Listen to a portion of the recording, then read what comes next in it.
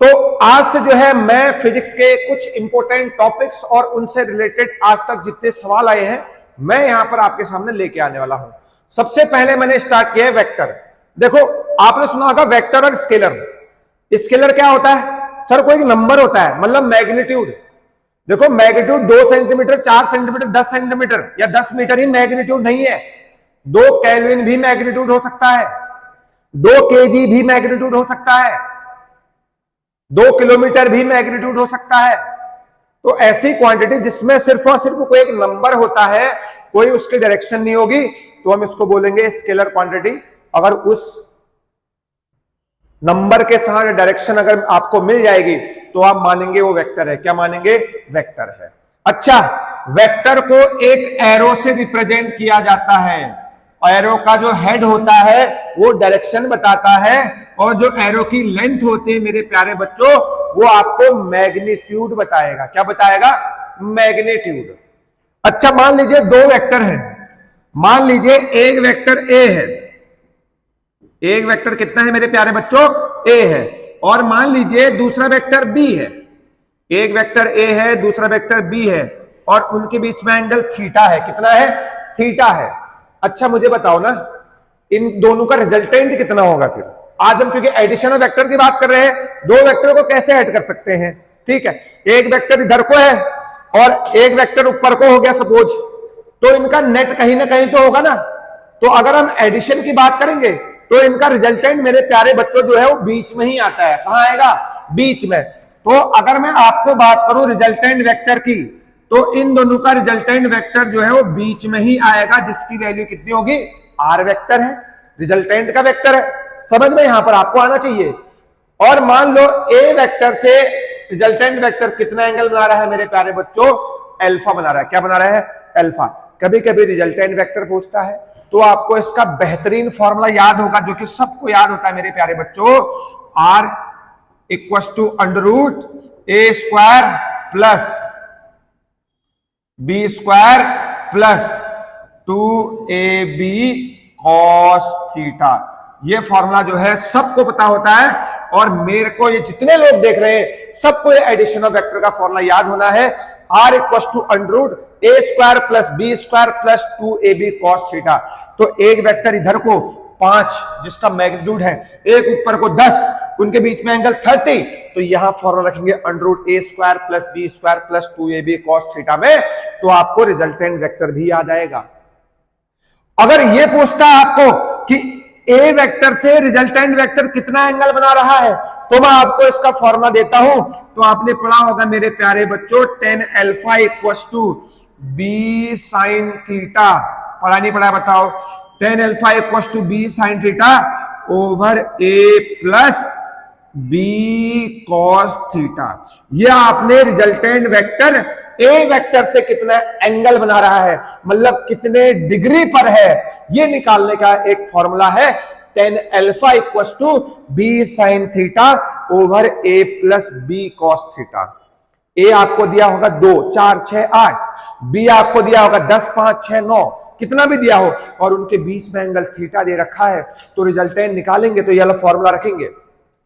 ठीक है, अगर मान लीजिए tan अल्फा दिया है, मतलब आपको रिजल्टेंट वेक्टर ए वेक्टर से कितना एंगल निकालने के लिए बोल रहा है, या बी वेक्टर से कितना एंगल निकालने के लिए बोलेगा, मतलब कितने डिग्री पर है, तो tan alpha equals to B sine theta over A plus B cos theta तो आपने पढ़ा ही होगा।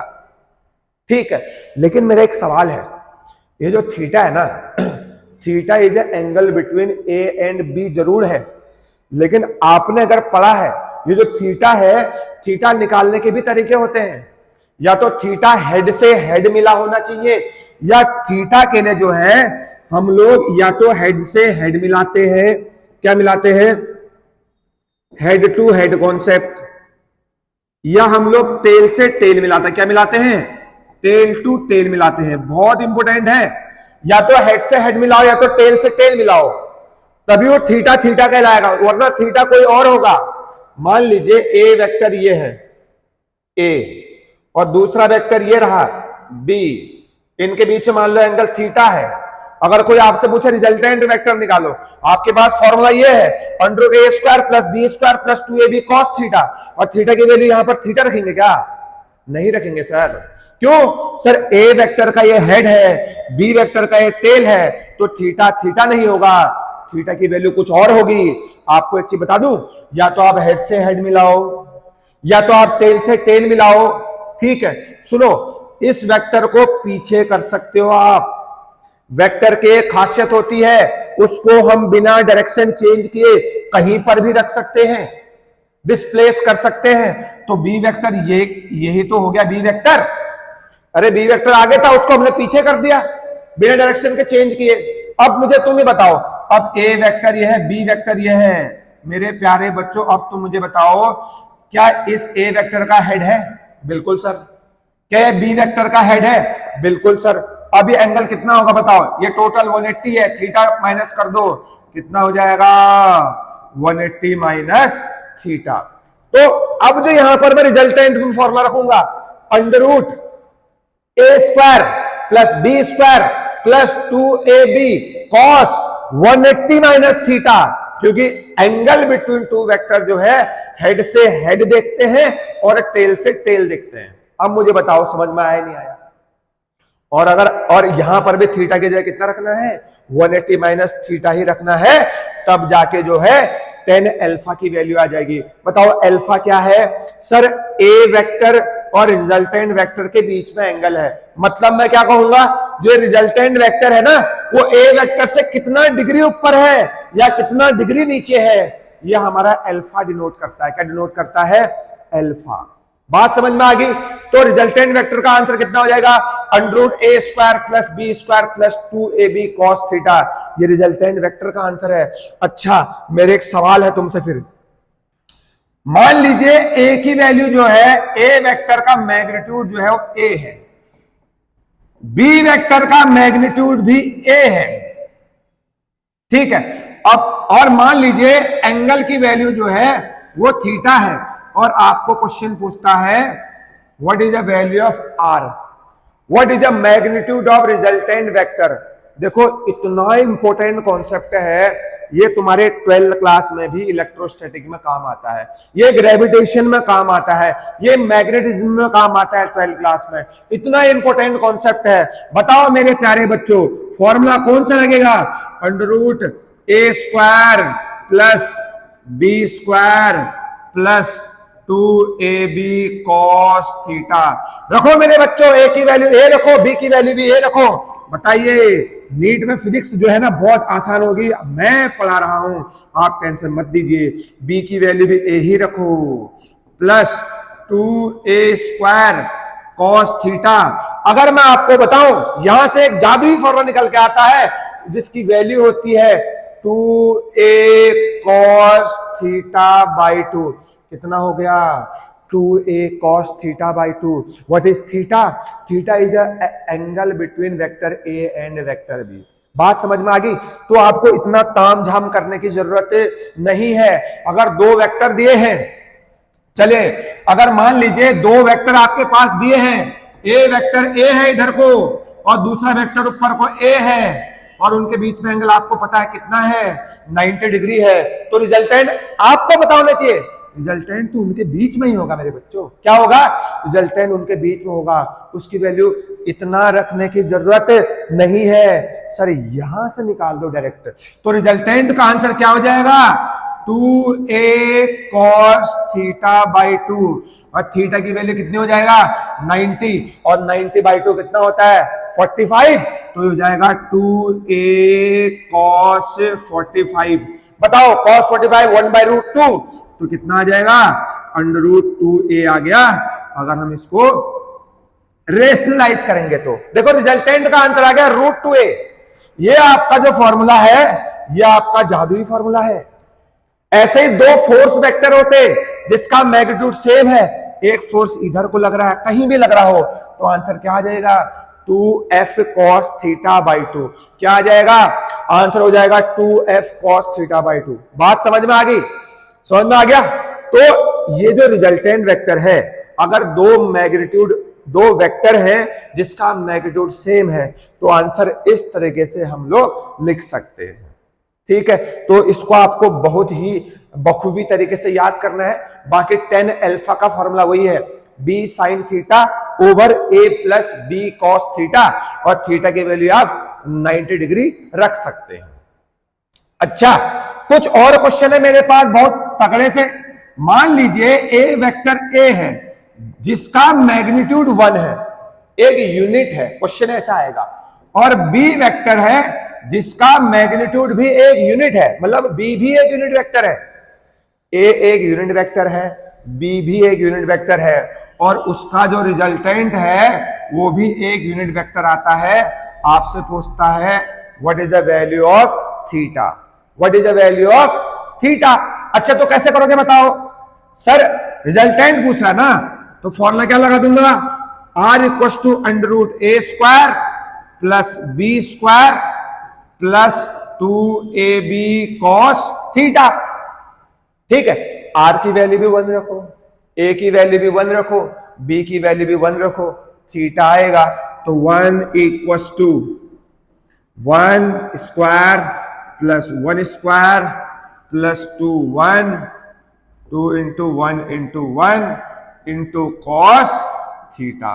तो यहां से मेरे प्यारे बच्चों थीटा निकालोगे -1/2 आएगा, और जिसका आंसर कितना होगा, cos थीटा की वैल्यू 1/2 आएगी और थीटा हो जाएगा 120। कितना होगा? 120। इस क्वेश्चन को आप जो है याद कर सकते हैं। अगर मान लीजिए वेक्टर ए का ए एक यूनिट वेक्टर है, बी भी एक यूनिट वेक्टर है, और उसका रिजल्टेंट भी जो है एक यूनिट वेक्टर आता है, एंगल पूछेगा, आपको फॉर्मूला वही लगाना है एडिशन ऑफ वेक्टर का, तो मेरे प्यारे बच्चों थीटा की वैल्यू कितनी हो जाएगी? 120 हो जाएगा। देखो कितने सरल सवाल है, घबराओ मत भाई, यही नीट में आए हुए क्वेश्चन है, थोड़ा सा समझो। जो क्वेश्चन में डाउट हो कमेंट कर दीजिएगा, मैं आपको बताऊंगा। ठीक है, तो ये तो मैंने आपको बता दिया एडिशन ऑफ वेक्टर कि दो वेक्टर को कैसे ऐड करते हैं। अंडर रूट ए square plus B square plus 2ab cos theta होता है। थीटा के लिए हेड से हेड होना चाहिए, टेल से टेल होना चाहिए, नहीं तो उनको मिला सकते हैं आप। कैसे? किसी भी वेक्टर को आप डायरेक्शन चेंज किए बिना उसको डिस्प्लेस कर सकते हैं, एक जगह से दूसरी जगह रख सकते हैं। समझ में आ गया मेरे बच्चों? तो ये आपको दो फॉर्मूले याद करने हैं, मैं सब आपको समझा दूंगा, टेंशन मत लो। अच्छा, अब देखो, अब आपको एक वेक्टर में से दूसरे वेक्टर को माइनस करना है। क्या करना है? माइनस करना है। ठीक हो गया सर। एक वेक्टर मेरे पास ये रहा, एक वेक्टर ये है मेरे प्यारे बच्चों, एक वेक्टर ये है मेरे प्यारे बच्चों बी, एक वेक्टर क्या है? बी वेक्टर है, और मेरे प्यारे बच्चों इनके बीच में एंगल कितना है? थीटा। कितना है इनके बीच में एंगल? थीटा है। अच्छा, इन दोनों का रिजल्टेंट निकालूंगा तो इनके ही बीच में आएगा, वो तो एडिशन हो गया। अब रिजल्टेंट का मतलब क्या हो गया? क्या तुम मुझे बता सकते हो? या तो मैं इसको लिख सकता हूं ए वेक्टर माइनस बी वेक्टर, लिख सकता हूं ना, क्योंकि सब्ट्रैक्शन है, ए वेक्टर में से बी वेक्टर को घटाना है। या तो मैं क्या लिख सकता हूं पता है? A vector equal to A vector plus minus B vector. अरे ए वेक्टर में से माइनस बी वेक्टर को जोड़ दो, तब भी तो सब्ट्रैक्शन ही होगा ना। तो तुम क्या करो, ए और बी में से किसी एक को माइनस में ले लो। कैसे ले लो? सर बी वेक्टर को जो है नीचे को कर दो, ये लो बी वेक्टर नीचे को हो गया, और नीचे कर दिया का मतलब क्या कर दिया? उसका माइनस साइन लगा दिया। क्या लगा दिया? अरे डायरेक्शन चेंज कर दी ना, पहले ऐसे डायरेक्शन था, अब मैंने इसको ऐसा कर दिया माइनस बी वेक्टर। समझ में आगे नहीं आ गया? Minus B vector. अब मुझे तुम बताओ, ये वेक्टर था ए वेक्टर, दूसरा वेक्टर था माइनस बी वेक्टर, इन दोनों का रिजल्टेंट कहां होगा? इधर। आया नहीं आया समझ में? इन दोनों का रिजल्टेंट कहां होगा? इधर होगा। अब मुझे तुम्हें बताओ, इन दोनों के बीच में एंगल कितना है? ये थीटा, तो ये कितना हो गया? 180 माइनस थीटा। कितना हो गया? 180 माइनस थीटा। तो भाई ए की वैल्यू ए वेक्टर, बी की वैल्यू माइनस बी वेक्टर, तो फॉर्मूला तो हम वही रखेंगे, क्योंकि दोनों को तो फिलहाल ऐड ही कर रहे हैं। यानी ए वेक्टर ए है, दूसरा वेक्टर माइनस बी है, उनके बीच में रिजल्टेंट निकाला है, तो वेक्टर को ऐड ही तो किया है, तो फॉर्मूला तो वही लगेगा, अंडर रूट ए square plus B square plus 2ab cos theta. अच्छा सुनो, ए की वैल्यू बी की वैल्यू रखेंगे, आपको डायरेक्ट आंसर बता रहा हूं क्योंकि ज्यादा टाइम वेस्ट नहीं करना है, आगे और सवाल भी है। -2ab cos थीटा, ये लो भैया।